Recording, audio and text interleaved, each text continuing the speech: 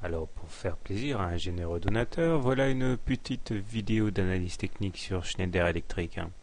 Tout d'abord, on va commencer par un graphe journalier où chaque bougie correspond à une journée de cotation. On voit que les cours sont à l'intérieur d'une sorte de biseau noir ici, dont l'issue est très importante. Si on casse par le haut ce biseau noir, eh bien, il faudrait attendre les cours au contact d'une sorte de canal noir ici, qui donnerait un impact sans doute vers les 45,6.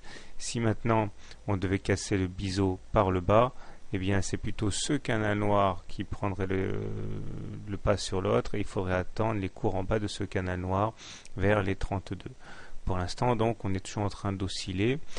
On voit d'ailleurs que les cours ont tendance à tergiverser à mesure que l'on s'approche du haut de ce biseau, puisque la M20 a du mal à être passée. Elle a été cassée en séance et quasiment en clôture séance du 15 septembre, mais c'était pour mieux repasser à la baisse séance de vendredi.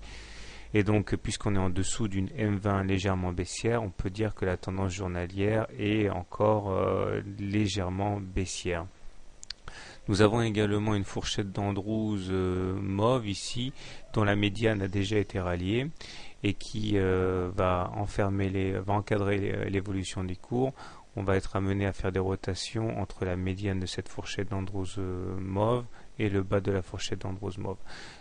Si on arrive à casser par le haut cette fourchette d'Andrews mauve, c'est-à-dire si on arrive à casser la médiane, et bien dans ce cas on fera des rotations dans la partie supérieure, mais comme vous pouvez le voir, deux fois de suite on a tenté de casser la médiane, on n'y est pas parvenu, ce qui veut dire que le bas de la fourchette d'Andrews mauve peut servir de support à court terme. Sinon les indicateurs techniques sont très mitigés. Si le MACD croît son signal, ce qui est encourageant, il demeure cependant négatif. Le stochastique est bien orienté puisqu'il est sur des niveaux intermédiaires et au-dessus de son signal. Par contre le momentum lui est toujours négatif. Donc on retrouve cette hésitation à passer la moyenne mobile à 20 séances. Donc pour faire simple, si vous voulez acheter Schneider, vous avez une possibilité d'entrer au contact de la M7, généralement c'est défendu comme un support, et également sur le bas du canal mauve. Si vous êtes agressif, vous pouvez essayer d'acheter dès qu'on passera la M20 là-haut. Si vous êtes baissier sur Schneider Electric, je pense qu'un bon point d'entrée pour shorter la valeur, c'est le contact avec le haut de l'oblique noir.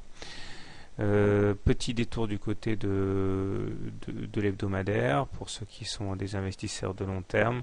On voit que les choses sont malheureusement beaucoup plus mal orientées.